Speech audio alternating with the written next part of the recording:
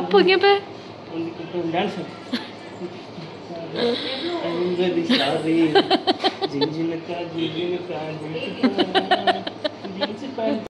நான் சொல்லியிருந்தேன்லங்க முன்னாடி வீடியோவில் பர்த்டே அன்னைக்கு சிம்பிளாக தான் பண்ணிவிட்டு 1 வீக் கழித்து ஒரு பார்ட்டி வச்சுருந்தோன்னு சொல்லிட்டு ஒரு ஹால் எடுத்து பர்த்டே பார்ட்டி செலிப்ரேட் பண்ணோன்னு அன்னைக்கு செலிப்ரேட் பண்ண ஈவினிங் தான் ஃபங்க்ஷன். இது வந்து காலையில் கேக் வாங்குறதுக்காக போயிருந்தோம். அங்கே பின்னாடி பாட்டு ஓடிட்டுருக்கு, அதுக்கு இவன் டான்ஸ் ஆடுறான் தம்பி. அதுதான் இந்த வீடியோ. அது என் தங்கச்சி ஹஸ்பண்ட் ஆட ஆட அவனும் அதே ஸ்டெப்பு மாதிரி போட்டுட்ருக்கான் கையில். அதனால் 2 பேரும் ஃபன் பண்ணிகிட்ருக்குறாங்க. நெக்ஸ்ட்டு அந்த டெக்கரேஷன்ஸ் எல்லாம் நாங்கள் தான் பண்ணணுன்னு சொன்னோம் இல்லைங்க, டிஐஒய் மாதிரி. அதனால் இது வந்து ஃபோட்டோ ஃப்ரேம் என் ஹஸ்பண்ட் வந்து அவரே வந்து ரெடி பண்ணார். ஆக்சுவலாக இது சில ஐட்டம்ஸ் வந்து ரெண்டலுக்கு எடுத்துட்டோம். அந்த நேம் போர்டு அதெல்லாம் வந்துட்டு அந்த கேக் ஸ்டாண்டு இதெல்லாம் ரெண்டலுக்கு எடுத்துட்டோம். இந்த போர்டு வந்து எங்களுக்கு கிடைக்கல. ஆனால் அந்த ஃபோட்டோஸ்லாம் நாங்கள் ரெடி பண்ணி வச்சிட்டோம். அதாவது 1 மந்த் 2 மந்த்துன்னு சொல்லிட்டு. ஆனால் அது போர்டு அந்த ஆர்கனைஸ் பண்ணுறதுக்கு ஒரு இது இல்லைன்னு சொல்லிட்டு ஃபீல் பண்ணிகிட்டு இருந்தோம். அப்போ டக்குன்னு என் ஹஸ்பண்ட் வந்து இல்லை இந்த ஒரு 2 இது வச்சு ஆணி வச்சு நானே பண்ணித்தரேன் அப்படி சொல்லிட்டு அவரே ஏதோ பண்ணார். ரொம்ப நல்லா வந்துருந்துச்சு. அதாவது இது இல்லைன்னு நான் ஃபீல் பண்ணிடக்கூடாதுன்னு சொல்லிட்டு எல்லாமே ஓரளவுக்கு அரேஞ்ச் பண்ணி நாங்கள் நினச்ச அளவுக்கு வந்துருச்சு. பாரு யாத்ரா, அப்பா உனக்காக கிராஃப்ட் பண்ணியிருக்காரு. First time carpentry photo stand made by அப்பா. ஸோ இதுவும் கூட உங்களுக்கு யாருக்காவது யூஸ் ஆச்சுன்னா பார்த்துக்கோங்க. அந்த ஃபோட்டோ ஸ்டாண்டை வைப்போம்ல 1 மந்த் 2 மந்த்துன்னு சொல்லிட்டு, அதுக்கு வந்து ஒரு ஸ்டாண்டு இருக்கும். அது வந்து கிடைக்கல அப்படின்னா அப்செட் ஆகிடாதீங்க. ஒன்றுமே இல்லை, ஒரு 2 ஸ்டிக்கு ஒரு லாங்காக ஒரு ஸ்டிக்கு இல்லை, இது ஒரு கட்டை, அதை ஒரு டீ மாதிரி செஞ்சுட்டு அது 2த்தையும் நிற்க வச்சுட்டு இதுதான் பேஸ். அதாவது இந்த 2 கட்டை வந்து நிற்கணும். இதை வந்து ஜாயின் பண்ணுறதுக்கு சின்ன சின்ன கட்டை வச்சு நம்ம அட்டாச் பண்ணிப்போம். அந்த இதில் தான் நம்ம வந்து ஃபோட்டோஸ்லாம் ஸ்டிக் பண்ணணும். ஸோ இது வந்து ஸ்ட்ராங்காக 2மே நிற்கிற மாதிரி சூஸ் பண்ணிக்கணும். அப்புறம் இடையில வந்து ஒரு 3 ஸ்டிக்கை வந்து அட்டாச் பண்ணி அதில் வந்து ஃபோட்டோஸ் நாங்கள் வந்து பண்ணியிருந்தோம். ஆக்சுவலாக ரொம்ப டைம் ஆச்சு. இதெல்லாமே நாங்கள் மார்னிங் தான் பண்ணோன்னு வச்சுக்கோங்களேன். ஏன்னா லாஸ்ட் வரைக்குமே நான் அந்த ஸ்டாண்டுக்கு ட்ரை பண்ணிகிட்டே இருந்தேன். ரெண்டலும் அதிகமாக கேட்டாங்க. அந்த டைமில் எனக்கு வந்து கிடைக்கல. ஆனால் இது மிஸ் பண்ணிடக்கூடாது. ஏன்னா அந்த ஃபோட்டோஸ்லாம் நான் கஷ்டப்பட்டு எடுத்தேன். உங்களுக்கே இந்த வீடியோஸ்லாம் பார்த்துருந்தீங்கன்னா தெரியும். 1 மந்த் ஃபோட்டோ 2 மந்த் ஃபோட்டோன்னு சொல்லிட்டு நான் அதுக்கு மெனக்கெட்டு பண்ணியிருக்கேன். எனக்கு அது ஒரு ஆசையாகவும் இருந்துச்சு, அதை மிஸ் பண்ணிடக்கூடாது. ஆனால் ஏதாவது பண்ணணும்னு சொல்லிட்டு டக்குன்னு இதை ஒரு ஆப்ஷனில் வந்து பண்ணிவிட்டு சாட்டிஸ்ஃபேக்ஷனாக இருந்துச்சு. அதே மாதிரி நான் சூஸ் பண்ணியிருந்த தீம் வந்து ஜங்கிள் தீம். அதனால் அதுக்கு வந்து ஜங்கிள் செட்டுன்னே வந்து கூட அமேசான்லலாம் விற்கிது. அப்படி இல்லைனா கூட ஒன்றுமே இல்லைங்க, இந்த பலூன்ஸ்லாம் தனியாக அந்த அனிமல்ஸ் ஷேப் போட்டு பலூன்ஸ் இருக்கும்ல, அதை வாங்கி வச்சுட்டு அதை வந்து ஒரு ஸ்ட்ரிங் மாதிரி இருக்கும், பலூன் அட்டாச் பண்ணுறதுக்கு ஸ்ட்ரிங் இங்கே அட்டாச் பண்ணிகிட்ருக்கோம் பாருங்கள். அதுதான் அது ஒன்றும் இல்லை, ஒரு ஹோலாக இருக்கும். அதில் வந்து பலூனை ஊதி அதாவது ஒரு க்ரீன் கலர் ஒரு எல்லோ கலர் அந்த நம்ம மாடல் பார்த்திங்கன்னா ஜங்கிள் தீம்னு மாடல் எடுத்தாலே இதுதான் இருக்கும். அது மாதிரி அனிமலோட ஷேப்பில் வந்து ஜீப்ரா மாதிரியோ இல்லை டைகர் மாதிரியோ அந்த லைன்ஸ் போட்டு பலூன்ஸ் இருக்கும். அது எல்லாமே அட்டாச் பண்ணி அந்த ஸ்ட்ரிங்கில் இது பண்ணாலே அது ஸ்டிஃபாக நிற்கும். அதாவது பலூன் ஆர்ட் பண்ணுறவங்க வந்து அது மேனுவலாக பண்ணுவாங்க, நமக்கு அந்த மாதிரி ஸ்ட்ராங்காக நிற்காது, அந்த இது தெரியாது. அதனால் அந்த ஸ்ட்ரிங் இருந்துச்சுன்னா உங்களுக்கு ரொம்ப யூஸ்ஃபுல்லாக இருக்கும். அதில் வந்து இந்த பலூனை ஊதி அதில் அட்டாச் பண்ணிடணும். அது இல்லாமல் லீவ்ஸு இந்த அனிமல்ஸோட அந்த ஃபாயில் பலூன்ஸ் இருக்கும்ல அனிமல்ஸ் ஃபேஸ் வச்சு அது, அப்புறம் அனிமலோட ஸ்டிக்கர்ஸ், இவ்வளோ தாங்க நீடு. இதுக்கு வந்து பெரிய அளவுலலாம் ஒன்றும் செலவாகிடாது பார்த்தீங்கன்னா. ஆனால் இதை நம்ம ஜங்கிள் தீம்னு ஒரு டெக்கரேஷன் எடுத்து போட்டிங்கன்னா பயங்கர செலவாகும். இது வந்து சிம்பிளாக முடிஞ்சிருச்சு. இன்னொன்று எனக்கு வந்து இந்த டெக்கரேஷன் இதெல்லாம் வந்து பிடிக்கும். ரொம்ப ஆசைப்பட்டு இப்படிலாம் பண்ணணும்னு சொல்லி ரொம்ப முன்னாடியே நான் இதெல்லாம் பண்ணணும்னு ரெடி பண்ணி வச்சுட்டு இருந்தேன். இன்னொன்று இது வந்து வேறு யாருக்காவது பண்ணணுன்னா எனக்கு ஒரு பயம் இருக்கும், அவங்க எக்ஸ்பெக்ட் பண்ணுறது கிடைக்குமா அப்படின்ட்டு. ஆனால் இப்போ என் பையனுக்கு நானே பண்ணணுங்கிறப்போ என்னை யாரும் கேட்க முடியாது. இது ரொம்ப நாள் ஆசை, இது ஒன்றுமே இல்லையே, இதுக்கே இவ்வளோ பைசா ஆகுது, அது நம்மளே பண்ணலாமேன்னு தோணுன விஷயம். அதை வந்து எக்ஸிக்யூட் பண்ணுறதுக்கு எனக்கு ஒரு சான்ஸாக இதை எடுத்துக்கிட்டேன், அவ்வளோதான். இது வந்து சிம்பிளாக தான் இருந்துச்சு. ஸோ நீங்கள் வந்து பெரிய அளவில் காசு கொடுத்து பண்ண முடியலனாலும் சிம்பிளாகவும் கிராண்டாகவும் பண்ணணும்னு நினச்சிங்கன்னா இவ்வளோதாங்க. இந்த பலூன்ஸை அந்த செட்டப் வாங்கி செட் பண்ணிங்கன்னா அவ்வளோதான். இன்னொன்று வந்து பார்த்திங்கன்னா டைம் வந்து இதுக்கு பெருசாலாம் தேவைப்படல. ஆனால் ஒரு நர்வஸ் இருந்துச்சு எனக்கு, முடிச்சிட முடியுமா.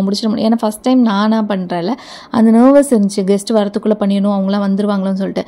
ஏன்னா ஹால் வந்து எங்களுக்கு இந்த டைமுக்கு தான் கொடுப்போம்னு சொல்லிட்டாங்க. மார்னிங் ஒரு ஃபங்க்ஷன் முடிச்சுட்டு, அந்த ஃபங்க்ஷன் முடிஞ்சதுக்கப்புறம் தான் நீங்கள் எடுத்துக்கணும், அதுக்கப்புறம் அவங்க க்ளீன் பண்ணி தரணும்ல, அதனால் இந்த டைமுக்கு தான் தருவோன்னு சொல்லிட்டாங்க. அந்த டைமுக்குள்ளே நம்ம முடிக்கணும்.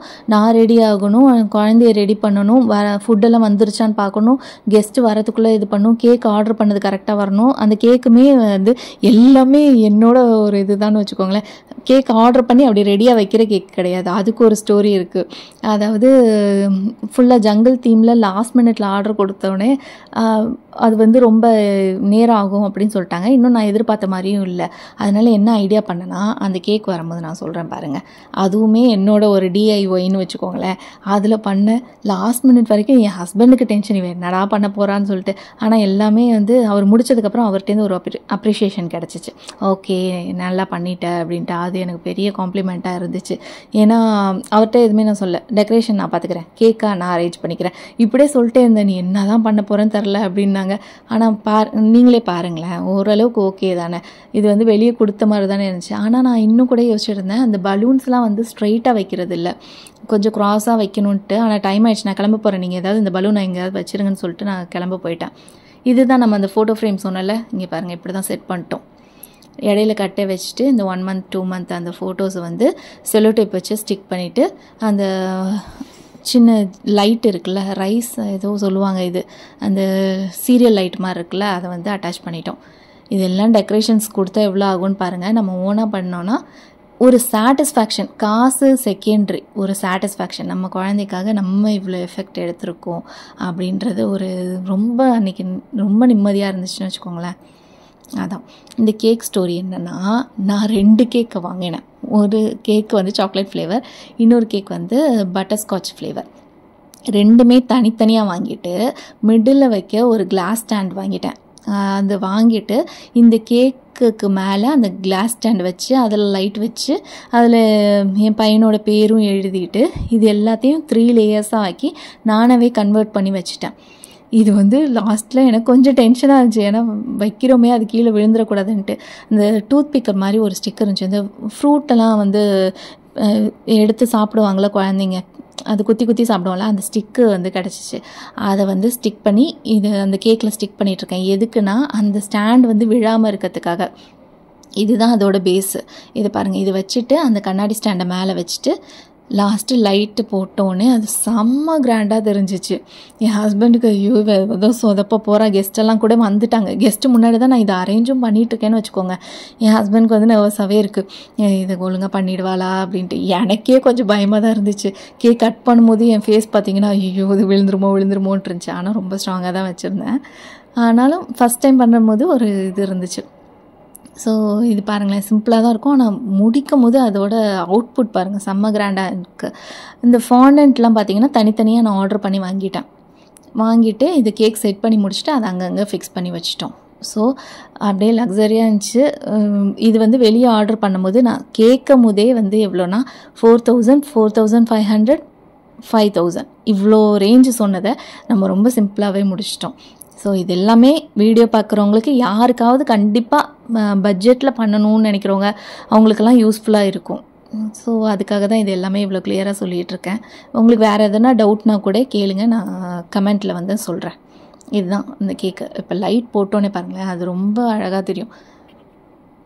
இதுக்கு வந்து அந்த கேக்கோட காஸ்ட்டு, அப்புறம் அந்த லைட் அந்த கிளாஸ் இருக்குல்லங்க, அது ஆனால் கொஞ்சம் கூட தான், 1000 ருபீஸோ என்னமோ அந்த கிளாஸ் மட்டும். ஆனால் அதை நம்ம ரீயூஸ் பண்ணிக்கலாம். அப்புறம் உள்ள லைட்டு அவ்வளோதான்.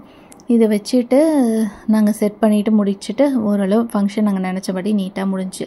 இதில் என்னன்னு பார்த்தீங்கன்னா, அந்த கேக் ஸ்டாண்டு, யாத்ரன்னு அந்த நேம் இருக்குல்ல, நேம் போர்டு, இதெல்லாம் கொஞ்சம் வந்து நாங்கள் ரெண்டல் எடுத்துக்கிட்டேன். இங்கே பக்கா ரெண்டல்னு இருக்குது, அதில் வந்துட்டு பார்த்திங்கன்னா நமக்கு வேண்டிய ஐட்டம்ஸ் மட்டும் சூஸ் பண்ணிக்கலாம். அதில் வந்து ரெண்டல் எடுத்துகிட்டு எல்லாத்தையும் செட் பண்ணி நீட்டாக முடிச்சிட்டோம்.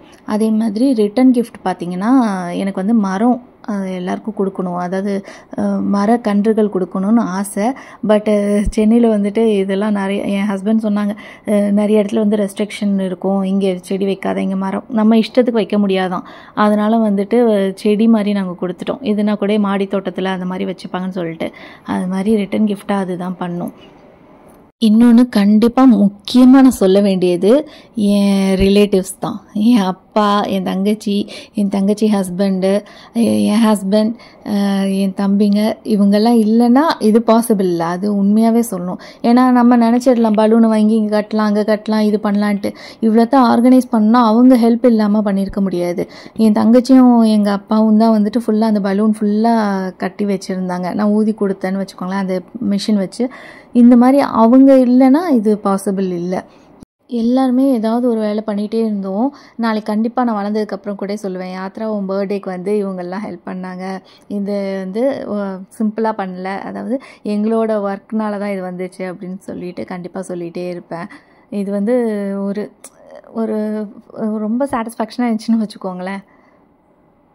ஈஸியாக பைசா கொடுத்துட்டு அந்த ஃபங்க்ஷன் அட்டன் பண்ணிட்டு வரதை விட இது நம்ம பண்ணுது அப்படின்றது அந்த சாட்டிஸ்ஃபேக்ஷன் உண்மையாகவே அனுபவிச்சா புரியும். அது மாதிரி இவங்க எல்லாத்துக்குமே கண்டிப்பாக தேங்க்யூ சொல்லிக்கணும்.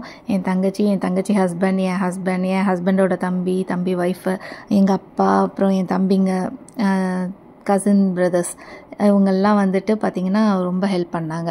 ஸோ இப்படி தாங்க யாத்ராவோட பர்த்டே போச்சு. அதாவது பர்த்டே வந்து ஏற்கனவே ஒரு vlogல போட்டிருக்கேன். இது வந்து பர்த்டே முடிஞ்சு ஒரு வாரம் கழித்து அந்த பார்ட்டி ஹால் எடுத்து பண்ணோன்னு சொல்லலைங்க, அந்த ஸ்டோரி இது தான். இது முடிச்சுட்டு ஃபோட்டோ ஷூட் கொஞ்சம் தம்பிக்கு எடுத்துகிட்டு அப்புறம் சாப்பிட்டுட்டு ரிட்டன் கிஃப்டாக தான் சொன்னல பிளான்ட்டு கொடுத்தோம். சின்ன பிளான்ட்டு அதெல்லாம் கொடுத்துட்டு எல்லாருக்கும் ஸ்வீட்ஸ் எல்லாம் கொடுத்துட்டு நாங்கள் நல்லபடியாக ஃபங்க்ஷன் முடிஞ்சு. ஸோ கண்டிப்பாக யாருக்காவது இந்த இதில் வந்து இந்த வீடியோ வந்து யூஸ்ஃபுல்லாக இருக்கும்னு நம்புகிறேன். தேங்க்யூ. இது சும்மா அந்த ஃபோட்டோஸ்லாம் நான் அப்லோட் பண்ணுறேன். அது அவுட்புட் பாருங்களேன். அந்த ஃபோட்டோ இன்னும் அவங்க கொடுத்தாங்கல்ல எனக்கு, அதில் இன்னும் சூப்பராகவே வந்துருந்துச்சு. வெளியே கொடுத்துருந்தா கூட இவ்வளோ நல்லா வந்திருக்குமான்னு எனக்கு டவுட் தான்.